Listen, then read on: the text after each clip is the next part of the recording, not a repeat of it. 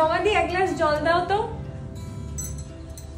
কি গো মা, আজকেও বৌদি ফোন করে খুব কান্নাকাটি করছিল।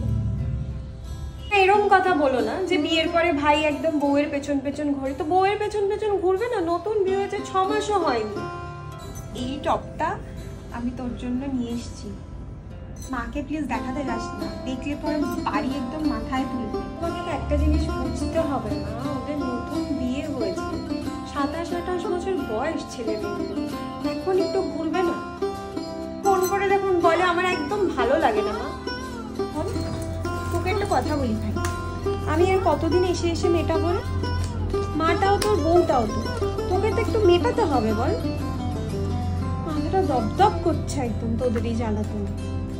তারপর দেখছি একটা কি সলিউশন করে। জামাই বাবুকে দেখে কিছুই শিখিস নি। আজকে আমি বেরোলাম বুঝলি, আবার পুচকেটাকে আনতে দিতে হবে না।